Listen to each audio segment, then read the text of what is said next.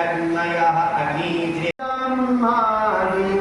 सुमि सुमिरि भय पारायण श्रीमन्नारायण नारायण नारायण लक्ष्मी नारायण नारायण नारायण श्यामल गाले पीताम्बर शोभे श्यामल गाले पीताम्बर शोभे चरण धर नारायण श्रीमन्नारायण नारायण नारायण लक्ष्मी नारायण नारायण नारायण भारत के चरण कमल पर कोटि करने के लिए तो बोले कि नहीं पुरुषोत्तम मास कौन है, हम तुमको जानते नहीं हैं।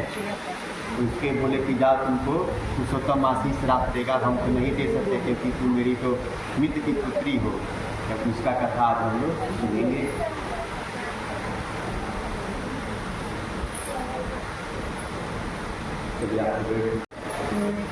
नारद जी बोले कि हे तपोनिधे परम क्रोधी दुर्वासा मुनि ने विचार करके उस कन्या को क्या उपदेश दिया सो आप मुझसे कहिए। सूत जी बोले कि हे द्विज, नारद का वचन सुनकर सब प्राणियों का हितकार दुर्वासा ऋषि गुहिया वचन बदले नारायण बोले श्री नारायण बोले कि हे नारद, मेधावी ऋषि की जो कन्या थी, कन्या के दुख को दूर करने के लिए कृपा दुर्वासा मुनि ने जो कहा वह हम तुमसे कहते हैं, उसे सुनिए। दुर्वासा ऋषि बोले कि हे सुंदरी, गुप्त से भी गुप्त उपाय हम तुमको कहता हूँ।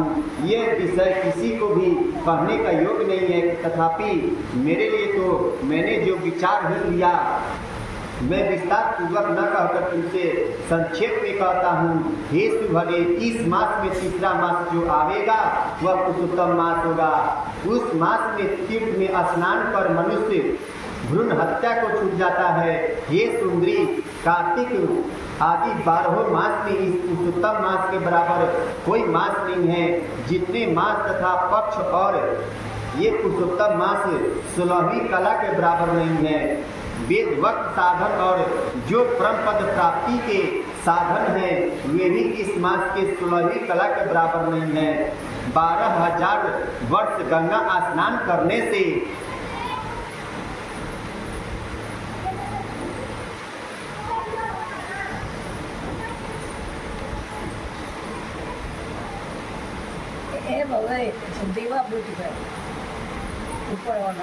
फल मिलता है और सिंहस्थ गोदावरी में एक बार स्नान करने से जो फल मिलता है, हे सुंदरी, वही पुरुषोत्तम मास किसी भी तीर्थ में एक बार स्नान करने से मात्र फल मिल जाता है।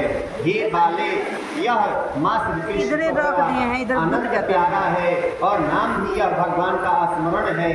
इस मास में पुरुषोत्तम भगवान की सेवा पूजा करने से समस्त कामनाएं सिद्ध हो जाती है।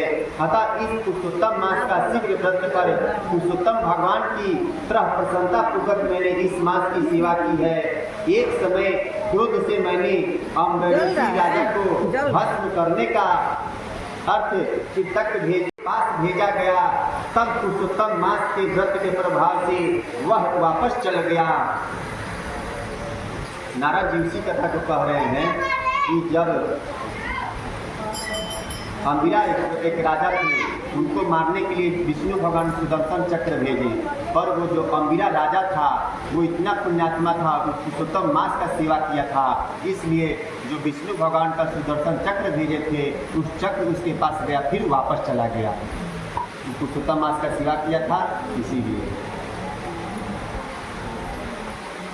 असमर्थ रखने का जब मेरे पास आकर खाली चला गया तब मुझे बड़ा विस्मय हुआ। इसीलिए हे सुभागे, तुम भी पुरुषोत्तम मास का व्रत कर। इस प्रकार मुनि की कन्या से कहकर दुर्वासा ऋषि विराम तोड़ लिया। श्री कृष्ण बोले कि हे राजन, दुर्वासा ऋषि का वचन सुनकर भारी प्रबलता के कारण अनुप्रिया से प्रेरित वह कन्या दुर्वासा से बोली तो क्या बोलती है। बोली कि हे मुनि, आपने जो कहा मुझसे रुचता नहीं है। माघ मास कैसे कुछ फल नहीं देने वाला है? कार्तिक मास क्या फल देने वाला नहीं है? तो कहिए वैशाख मास सेवित हुआ क्या इच्छित कर्मों को फल नहीं देता है? सदा शिव आदि से जो लेकर सब देवता सेवा करने के तत्पर क्या फल नहीं मिलता है? अर्थात पृथ्वी में प्रत्यक्ष देव सूर्य जो जगत की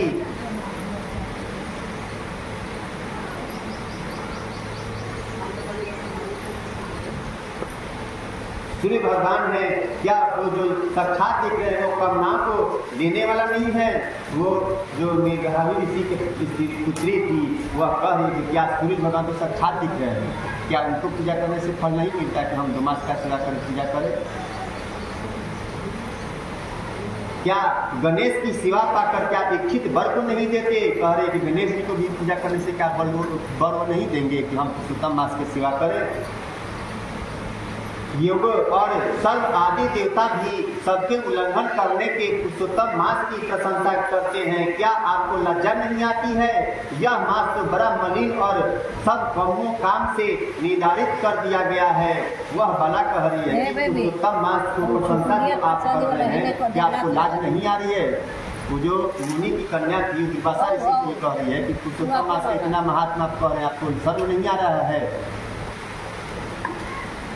कि पुरुषोत्तम मास का बहुत मलिन है, इसमें कोई शुभ कार्य नहीं होता, आप इसी को वर्णन हमसे कर रहे हैं कि इसका आपको लाज नहीं आ रही है? इस रवि की क्रांति से रहित मास जो श्रेष्ठ कैसे कह सकते हैं? सब दुखों से छुड़ाने वाला परम श्री हरि को जानती हूँ। हे देव, दिन रात श्री हरि की चिंता करती हूँ।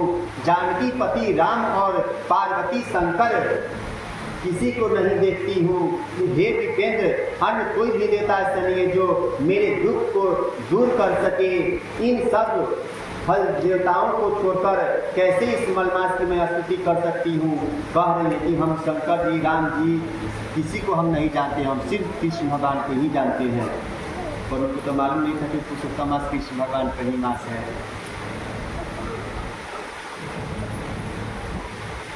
सुनकर दुर्वासा मुनि शरीर को एकदम ज्वालमय हो गए और क्रोध नेत्र को क्रोध से लाल हो गया।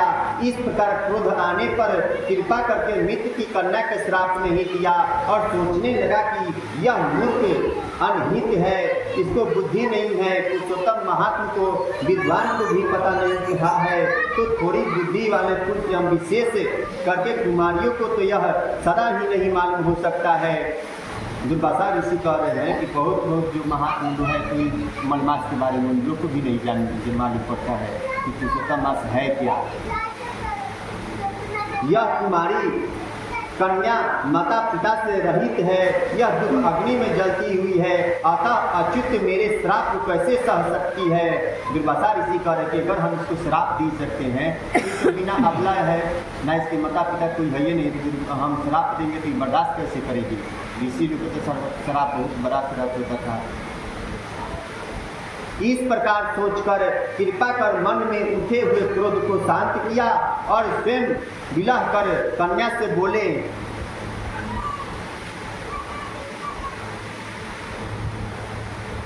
दुर्वासा बोले कि हे मित्र की पुत्री, तेरे ऊपर मेरा कुछ भी क्रोध नहीं है। हे वीर भगे, तेरे मन में जो आए वैसे ही कर। हे बाले, और तेरा जो कुछ भविष्य कहता हूँ सुन लो।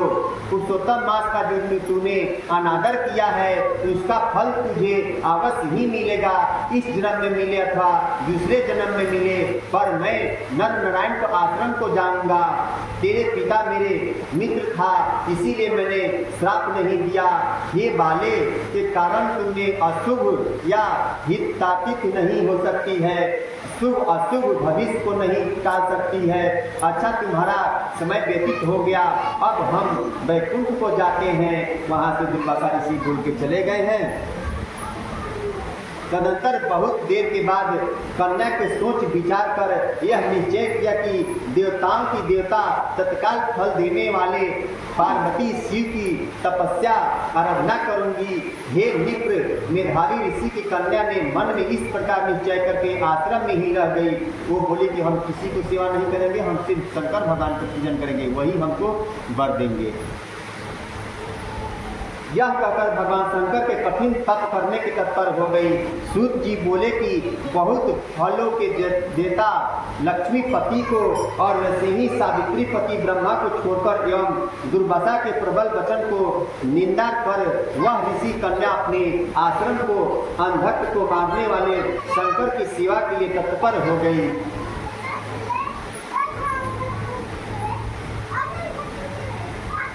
नारद जी बोले कि जब मुनियों को भी जो दुर्दर्श कर्म है, ऐसा बड़ा भारी तप जो इस कुमारी ने किया वह महान है, इसीलिए सुनाइए। श्री नारायण बोले कि अत्यंत ऋषि कन्या ने भगवान शिव की शांत पंचमुख स्तंभ महादेव के चिंतन करने के तत्पर दारुण तप आरंभ कर दिया। वह कन्या तपस्या को चली गई है और शंकर भगवान को तपस्या में लीन हो गई है। सर्पों का आभूषण पहने देवनगरी भृंगी आदि वाले जटाजूट से विराजित भगवान के तीर्थ उस बाला ने परम तपस्या का आरंभ कर श्री ग्रीष्म ऋतु के सूर्य रहने पर पंच अग्नि में बैठकर हेमंत ऋतु में शरीर के जल में बैठाकर फूले हुए मुख वाली जल में गीले हुए कमल की तरह शोभती होने लगी। सिर से नीचे फैलती हुई काली और नीली अलकों से ढकी हुई है। वह जल में ऐसे मालूम होने लगी जैसे कीचड़ की लता सरोवर के समुद्र में घिरी हुई है।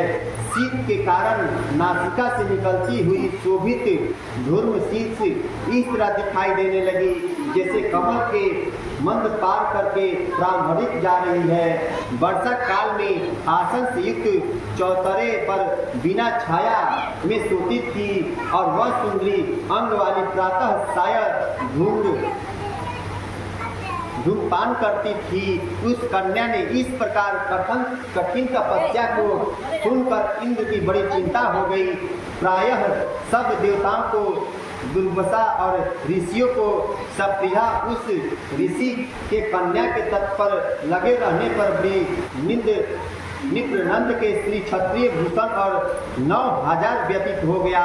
वह जो बाला थी ऋषि के पुत्री, वह तपस्या करते करते 12 वर्ष उसका बीत गया है। उस बाला के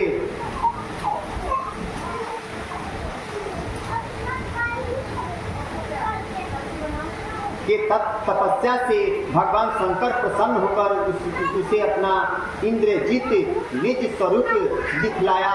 शंकर भगवान को देखकर देह से जैसे प्राण आ जाए वैसे ही सहसा खड़ी हो गई और तप से दुर्बल होने पर भी वह बाला उस समय हिष्ट-पुष्ट हो गई। बहुत वायु और धाम से कलेश पाई हुई वह शंकर को बहुत अच्छी लगी और उस कन्या ने झुककर पार्वती शंकर को प्रणाम किया। उन शिव नंदित भगवान को मानसिक उपचारों से पूजन करके और भक्ति युक्त चित्त से जगत के नाथ को स्तुति करने लगी। जब उसके तपस्या से शंकर भगवान प्रसन्न हो गए हैं तो उसके साक्षात दर्शन दिए। तब वह 12 वर्ष तक तपस्या करते करते दुर्बल हो गई थी, पर शंकर भगवान को जब साक्षात अपने सामने देखी है तो उसके शरीर में इतना ना ताकत आ गई, स्वयं खड़ा होकर उनको पूजा पाठ करने लगी है। कन्या बोली कि हे पार्वती के प्रिय जो, हे प्राणनाथ, हे प्रभु, हे सुभदे, हे गौरी से, हे शंभु, मेरे आराध्य आपको प्रणाम है। अनेक पापों से व्याप्त है जो अंगों की पीड़ा, जिसे ऐसे तथा परम घोर संसार रूपी समुद्र से डूबा हुआ दुष्ट सर्प तथा काल के तीक्ष्ण दांतों से डसा हुआ मनुष्य भी यदि आपकी शरण में आ जाए तो मुक्त हो जाता है। ये विभव जी ने अपने वानसुर को अपनाया और मरी हुई अल्प राजा की पत्नी को जिलाया। ऐसे आपसे हे दयानाथ, हे भूतेश, हे चंडिस, हे मृत्युंजय को प्रणाम है। हे दक्ष प्रजापति के मुख से ध्वंस करने वाले, समस्त शत्रु का नाशक और हे सदा भक्तों को संसार से छुड़ाने वाले, जन्म की हत्या और प्रथम सृष्टि के कर्ता, हे प्राणनाथ, हे पाप के नाश करने वाले, आपको नमस्कार है। वह कन्या कह रही है कि आपको नमस्कार है, आपने सब सेवकों की रक्षा की है। हे नित्य बड़ी भाग्यवती मेधावी की तपस्वी कन्या, इस प्रकार मन से और वाणी से शंकर की स्तुति करके चुपचाप खड़ी हो गई। श्री कृष्ण बोले, कन्या द्वारा कही हुई स्तुति सुनकर और उसके किए हुए उग्र तपस्या से प्रसन्न मुख कमल सदा शिव कन्या से बोले, हे तपस्वी, तेरा कल्याण हो। तेरे मन में जो कुछ भी अविशिष्ट वर चाहती हो वह वर तू मांग ले। शंकर भगवान उसकी स्तुति से पूजा से प्रसन्न हो गए हैं और बोले कि हे बाला, तुम्हारे मन में जो कुछ इच्छा हो वो हमसे वर मांगो, हम तुम्हारी पूजा से तपस्या से प्रसन्न हुए हैं। पाइप लेके नाटक, हे महाभागे, मैं प्रसन्न हूँ, तू देख, देर मत कर। ऐसे भगवान शंकर का वचन सुनकर वह तुम्हारी अत्यंत आनंद को प्राप्त करती हुई और हे राजन प्रसन्न हुए सदा शिव से बोली। कन्या क्या बोलती है, हे दीनानाथ, हे दया सिंधु, यदि आप मेरे पर प्रसन्न हो तो हे प्रभु मेरे कामना को पूर्ण करने में देर ना कर। हे महादेव, मुझे पति दीजिए, पति दीजिए, पति दीजिए, मैं यही चाहती हूँ, पति दीजिए। मैंने हृदय और कुछ नहीं सोचा है। वह ऋषि कन्या का इस प्रकार महादेव से कहकर चुप हो गई। तब वह सुनकर महादेव जी से बोले, शिव बोले कि हे मुनि के कन्या, तूने जैसे अपने मुख से कहा वैसा ही होगा, क्योंकि तूने 5 बार पति मांगा है। अतः हे सुंदरी, तेरे 5 पति होंगे और 5 वीर और धर्म वेद सज्ज और पराक्रमी होंगे। यज्ञ करने वाले, अपने गुणों से प्रसिद्ध, सत्य प्रसिद्ध, जितेंद्रिय, तेरा मुख देखने वाले सभी क्षत्रिय और गुणवान होंगे। श्री कृष्ण बोले कि न तो अधिक प्रिय हो न तो अधिक अप्रिय। ऐसे महादेव के वचन सुनकर बोलने में चतुर कन्या झुककर बोली। जब शंकर जी बोले हैं कि तू हमसे वर मांगो, तो वो तो मतलब दुख से अपने गिरी थी, तो वो बोली कि हमको वर दीजिए, वर दीजिए, वर दीजिए। वो 5 बार बोली कि हमको वर दीजिए। तो शंकर भगवान बोले कि तू जैसे अपना मुख से कही वैसे ही तेरा वर मिलेगा। उसको 5 वर के वही अगला सदाशिव, संसार में एक स्त्री का एक ही पति होता है, अतः 5 पति का वर देकर लोक में मेरी हंसी न कराइए। एक स्त्री 5 पति वाली न देखी होगी न सुनी होगी। हाँ, एक पुरुष की 5 स्त्रियां तो कैसे हो सकती है। हे शंभु, हे कृपा निधे, आपकी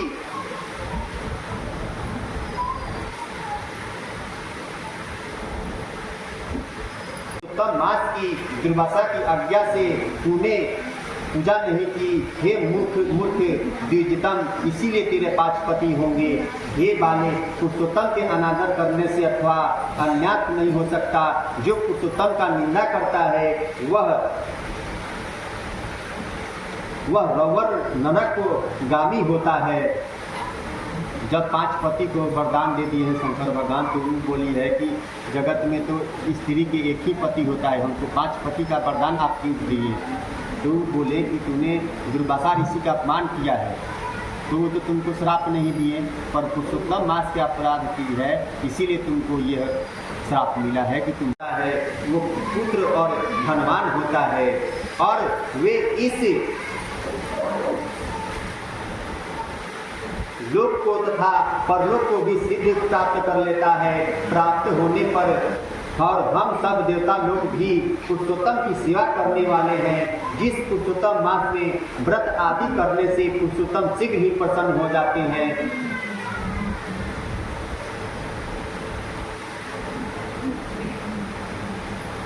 उस सेवा करने के योग मास को तूने मुझसे और हम लोग से कैसे न भेजे। उचित और अनुचित विचार कर चर्चा करने वाले एक और अनुकरणीय जो मुनि हैं, उन अति उत्कृष्ट श्रेष्ठ और तपस्वी पुरुषों का वचन कैसे मिथ्या हो सकता है। इस प्रकार कथन कहते हुए भगवान नीलकंठ सिंह ही अंतर्ध्यान हो गए और वह बाला युद्ध से भ्रष्ट मिट्टी की तरह चकित हो गई। और सूत जी बोले, हे मुनीश्वर, रेखा सहस्त्र चंद्रमा से युक्त मस्तक वाले सदाशिव जब उत्तर दिशा को चल दिए तो तब वृतासुर के मारकर जैसे इंद्र को चिंता हुई थी, उसी प्रकार मुनि राज की कन्या